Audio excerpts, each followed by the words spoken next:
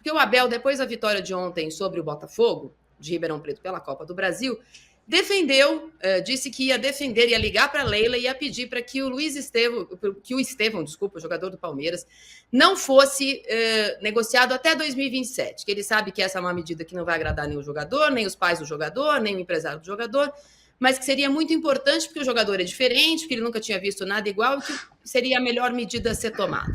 A gente vai ouvir o Abel e depois o Renato vai dar o pontapé inicial do programa mostrando o que ele tirou dessa frase do Abel. É o Estevão diferente mesmo?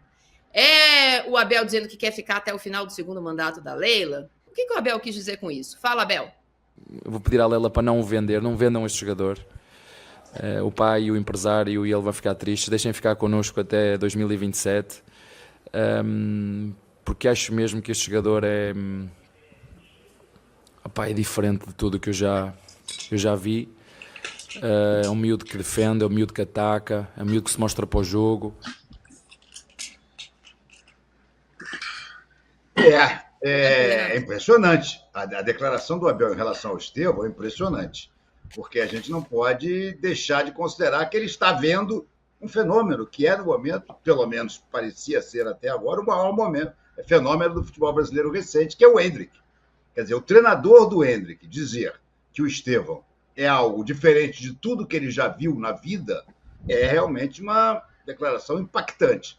Agora, é também uma declaração que contém uma utopia, né? É claro que o Estevão vai ser vendido, é claro que o Estevão vai jogar no Palmeiras até fazer 18 anos, tal qual o Endrick, e quando fizer 18 anos já estará vendido para algum clube do exterior. O Chelsea está vindo com um caminhão de dinheiro aí para pagar e não tem saída, Abel. É legal ver você falando isso. Você estava emocionado porque o Estevão tinha acabado de garantir uma vitória que parecia estar escapando entre os dedos, né, com um empate do finalzinho do Botafogo, mas não tem jeito. Nem Endrick, nem Estevão, nem Vinícius Júnior, nem nenhum dos nossos fenômenos vão ficar aqui além dos 18 anos. Aquilo que aconteceu com o Neymar talvez tenha sido o último jogador fora de série que conseguiu jogar alguns anos a mais pelo Santos, né? Mas, de uma maneira geral, hoje em dia, isso é uma possibilidade absolutamente nula. Para citar um caso muito menos especial, mas também de um jogador muito promissor, o Lohan do Flamengo já está quase vendido para o Real Madrid.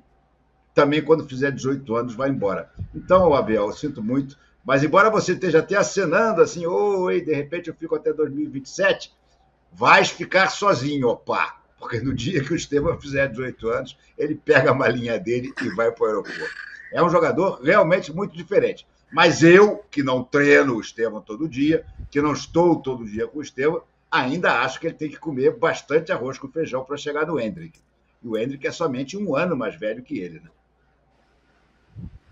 É uma loucura, Alicia, né, Marília? Se a gente pensar... Desculpa, fala, amiga, pode falar. Não, eu queria que você falasse, porque nos últimos 2 jogos, né, o Estevão faz parte de um grupo de jogadores, dos canhotos do Palmeiras, que iam render 200 milhões. Já tem um que rendeu 70, que é o Endrick. Tem o Luiz Guilherme e tem o Estevão.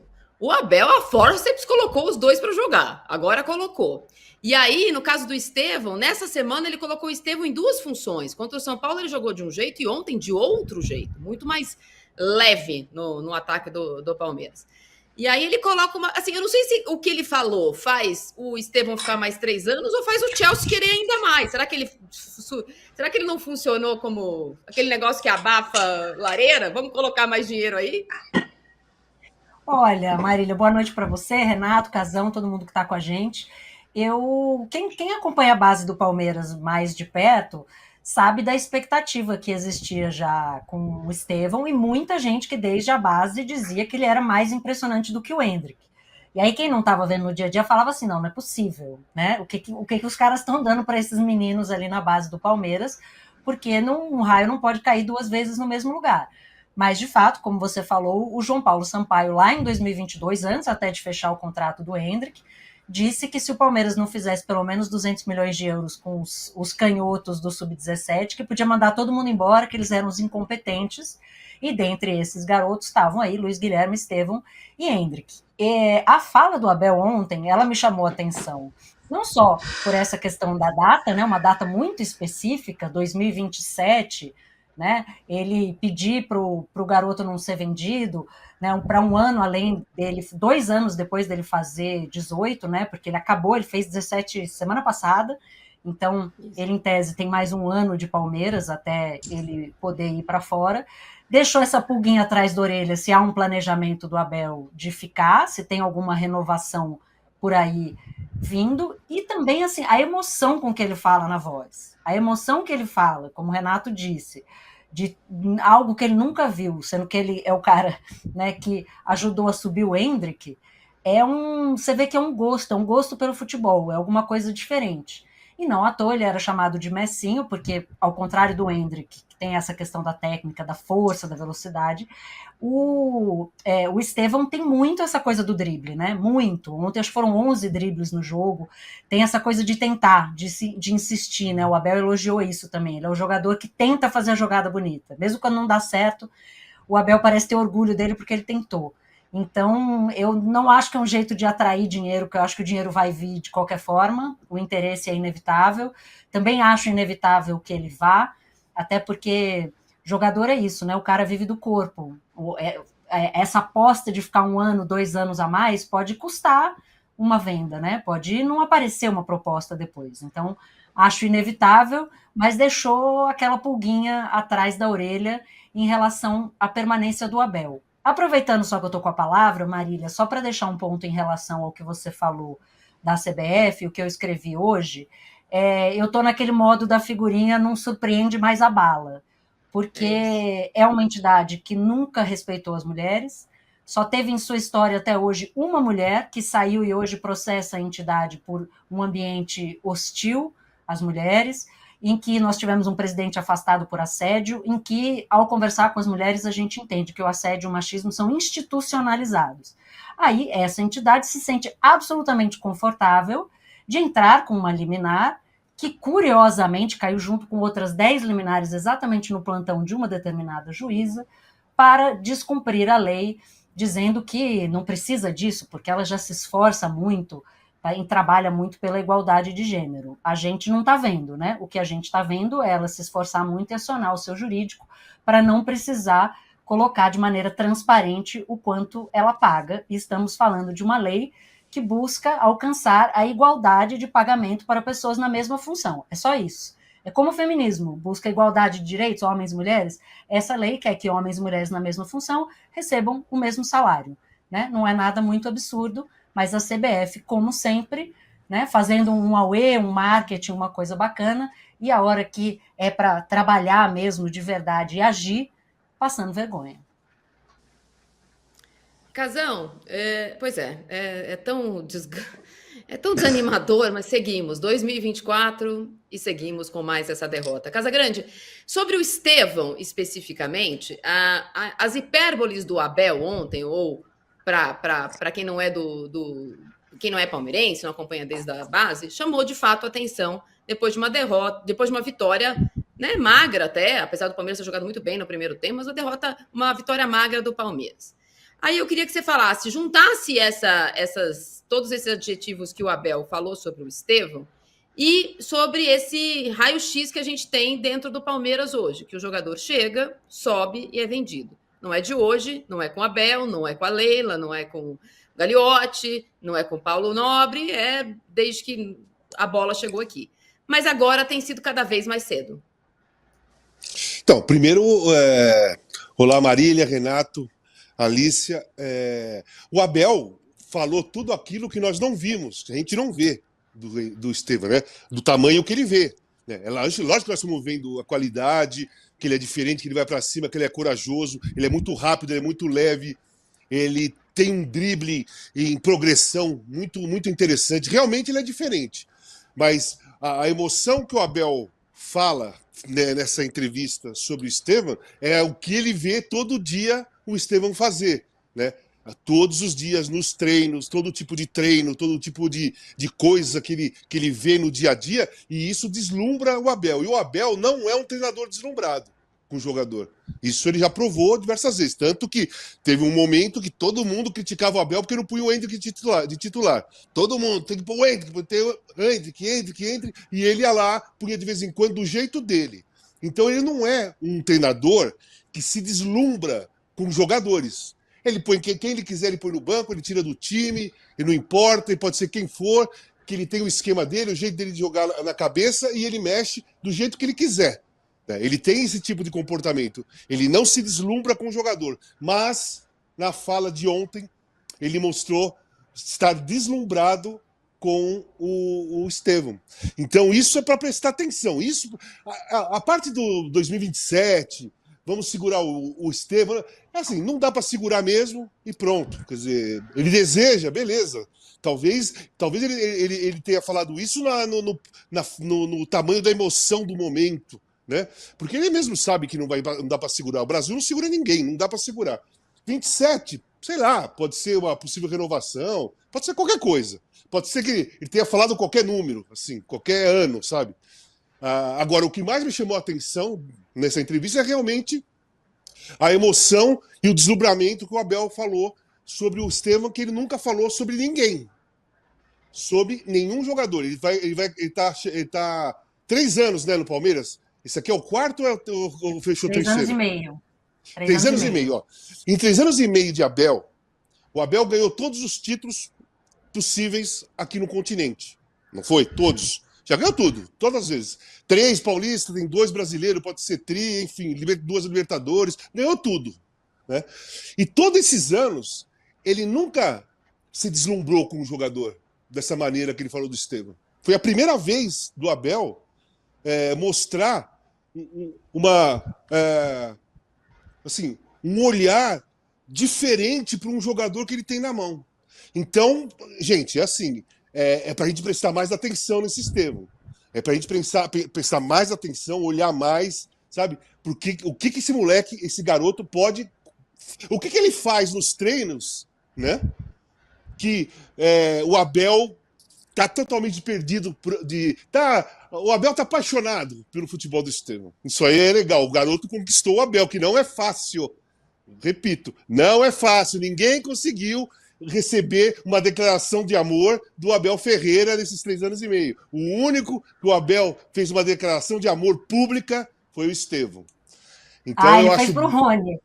Ele disse pro Rony, ele disse que eu te amo, mas assim, não falando do ponto de vista futebolístico nessa comparação, né? Apenas o amor. Mas o eu te amo no futebol é menos importante do que o Abel falou ontem do jogador, né? Com certeza. Que ontem os olhos dele brilhavam, ele apaixonado pelo que ele está vendo. Então eu acho que é bem legal isso. Em relação à CBF, gente, não surpreende nada, né? A gente fica batido, a gente fica chocado, né?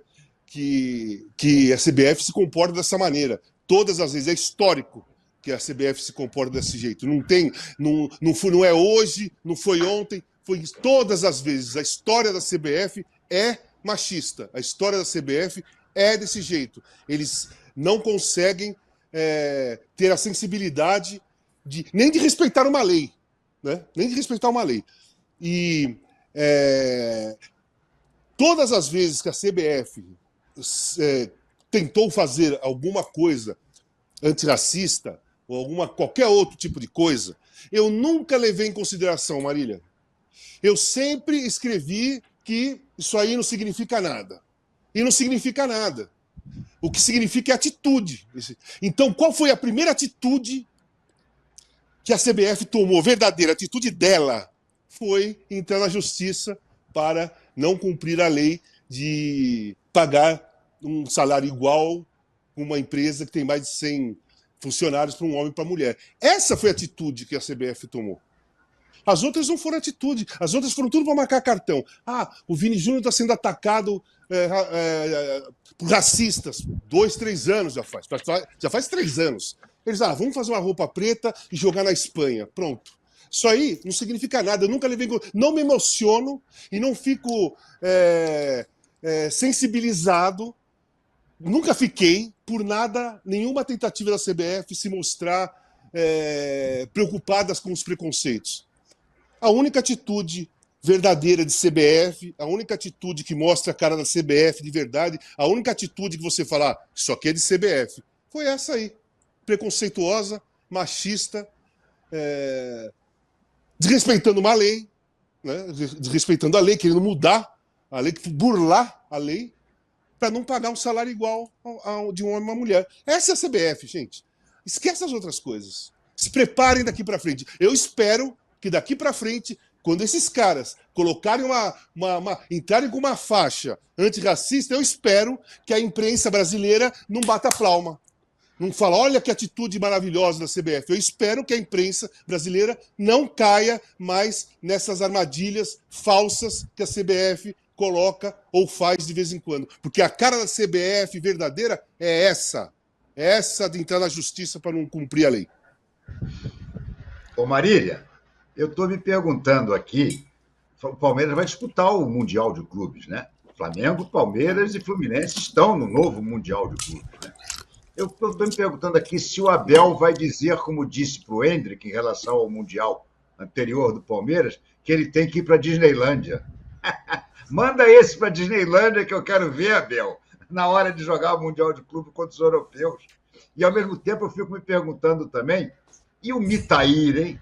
O Itair, presidente que ajudou a afundar o Cruzeiro, e foi na administração dele que o Messinho saiu do Cruzeiro e foi para o Palmeiras para se tornar isso tudo. E como o próprio apelido diz, Messinho, já se sabia que ele era um cara fora de série. Sempre se soube que ele é um cara fora de série. Foi muita incompetência, no mínimo incompetência, não quero entrar em outras suposições, deixar um moleque desse sair do Cruzeiro e ir para o Palmeiras. Eu vou colocar uma lenhazinha na fogueira para passar de novo a bola para o Renato, porque quando o Abel, além disso, acho que a Disneylândia está cancelada ano que vem, Renato. Meio do ano é muito cheia, julho é a pior época para ir para lá. Eu acho que ele vai falar, não, deixa para ir da outra hora, agora está muito cheio, muito calor na Flórida. Acho que ele vai, não, porque é nos Estados Unidos o Mundial do ano que vem também. Então pode ser que ele jogue o Mundial e depois, se ganhar, possa ir para a Disneylândia. Ontem, essa frase do Abel, que contém adjetivos justos em relação ao potencial dessa joia do Palmeiras, também fez que a coletiva fosse pautada por um talento e não pelo resultado. Anteontem estava bravo aqui com 1-0 do Flamengo em cima do Amazonas. E ontem, apesar do Flamengo, vou repetir, apesar do Palmeiras ter feito um bom primeiro tempo, estava 1-1 até o finalzinho, quando ele fez o gol. VAR, essa jossa à parte. E aí eu vou voltar com a pergunta que eu fiz para você ontem, para colocar o Casão e a Alícia na conversa. Por que o Palmeiras ganhar por 2-1 é excelente e o Flamengo ganhar por 1-0 não é? Por um motivo muito simples, Alícia. Embora no primeiro tempo, e o próprio Abel reconheceu isso na entrevista coletiva, as melhores chances tenham sido do Botafogo, no segundo tempo, o Palmeiras tomou conta do jogo. O Palmeiras deveria estar ganhando por 2-0 quando sofreu o gol, não fosse aquela atuação meio bizarra do VAR, de bota no ombro, bota no pé, sabe lá onde é que bota, uma jogada evidentemente de mesma linha, né? Então, o Palmeiras jogou muito mais no segundo tempo do que o Flamengo nos 90 minutos da vitória sobre o Amazonas. Essa é a diferença. Essa é a diferença. O Flamengo, em momento nenhum, a não ser na única jogada que prestou do jogo, que foi a do gol do Pedro, o Flamengo foi um time que merecia aplauso. O Palmeiras não. O Palmeiras ontem, no segundo tempo, eu assisti ao jogo, o Palmeiras no segundo tempo a gente sentia que ele ia ganhar o jogo. Aquele contra-ataque com aquele frango do Marcelo Lomba, é importante que se registre, né? O Marcelo Lomba que é um bom goleiro, mas tomou um frangaço. Aquele frango do Marcelo Lomba, já nos acréscimos, parecia sim que ia decretar o empate. Mas aí o Palmeiras mostra como ele é um time que não aceita perder. Ele consegue ir para frente e consegue fazer o 2-1. Completamente diferente do Flamengo, que fez 1-0 e ficou tocando bola entre os zagueiros e volante. É completamente diferente. A única coisa semelhante é a diferença de gols. O Palmeiras ganhou por 2-1, no finalzinho o Flamengo ganhou por 1-0. A torcida do Flamengo ficou com raiva, com toda a razão. A do Palmeiras saiu eufórica do estádio, também com toda a razão. Porque ganhar com um golaço daquele do Estevão no último minuto dos acréscimos é para deixar todo mundo eufórico. E a maior prova disso foi a entrevista do Abel, emocionado, feliz, sorridente. Há quanto tempo a gente não viu o Abel tão sorridente assim? Ele estava com um sorriso de comercial de pasta de dente, de alegria, né? Mas por quê? Porque foi uma vitória emocionante e o Palmeiras a mereceu, porque o Palmeiras fez um bom segundo tempo. Alícia, essa sensação, o palmeirense bravo, o flamenguista bravo e o palmeirense está feliz, está esperançoso? Eu acho que sim, Marília, e por esses dois fatores que o Renato mencionou, né? Assim, a sensação que deu quando o Palmeiras tomou um empate era muito a de que assim, foi displicente, foi prejudicado pela arbitragem na questão do VAR, e foi um pouco displicente porque teve a oportunidade de matar o jogo e estava sendo punido por não conseguir fazer isso. Mas, de fato, assim, o Palmeiras dominou o segundo tempo completamente. De novo, o Palmeiras, eu acho que essa é uma atenção, né, que o Palmeiras precisa ter no decorrer da temporada, porque já aconteceu em vários jogos, inclusive na Libertadores, que é começar o jogo meio dormindo, é levar uns 20 minutos para entrar no jogo, né, principalmente quando joga com um time ali um mistão, uma coisa assim. O Palmeiras podia ter tomado um gol aos 7 e outro aos 9 minutos, né? Ali aquele gol da cavadinha, né, que o Botafogo de Ribeirão perde logo no comecinho, ali era o pacto, né? Era aquela sopradinha ali que botou aquela bola para fora. Mas no segundo tempo o Palmeiras domina completamente, e aí o que o Palmeiras faz a partir do momento que toma o gol, né, é essa sensação de que o time vai empatar, né? O palmeirense e a palmeirense, que tradicionalmente são seres pessimistas por natureza, hoje acreditam que o Palmeiras tem a capacidade de empatar a qualquer momento, ou de virar um jogo, ou de marcar, de fazer um gol, mesmo com o jogo praticamente no final, já nos acréscimos. Então, o Palmeiras lutou muito, foi para cima, né? E o lance do gol é muito reflexo disso, né? É uma bola que sai ali do piso, o Rômulo bate 2 marcadores e imediatamente lança uma bola na medida no peito e fazer um golaço. Então, desculpa, gente, essa capacidade, né, esse pacto com a vitória, de continuar lutando e insistindo, isso dá aquela coisa de garra, né? Mesmo quando o time não joga bem, a torcida vai apoiar, porque está vendo que o time está tentando vencer. E a sensação que eu tenho assistindo aos jogos do Flamengo é que o Flamengo se acomoda, né? Em algumas vezes consegue ganhar, como contra o Amazonas, que é um adversário muito fraco, e outras vezes toma um empate, como foi o jogo contra o Milionários. É um time que não agride, né? Quando tem todo o potencial, né? E o talento para isso. Então, acho que um pouco dessas avaliações diferentes, embora o Palmeiras também não tenha mostrado grande futebol esse ano ainda, por essa intensidade e o fato de que ontem, especificamente, o Palmeiras, de fato, dominou o jogo e teve bastante volume, né? O Rony teve um lance ali na cara do gol que ele foi atrapalhado justamente pelo Estevão, além da bizarrice daquela linha do VAR, que, assim, né, se for para tentar achar um impedimento, né, gente, eu não estou em guerra contra o VAR, como os nossos amigos, né, Arnaldo, Tirone, Marília, adorei Jossa para o VAR, vou usar. Jossa. Mas, assim, buscando impedimento em lance de mesma linha, eu acho muito triste, olha. Então, vou bem por essa linha do Renato, né? Existe uma vontade de vencer e uma luta por vencer o jogo, literalmente, até o último minuto, que foi o que aconteceu ontem.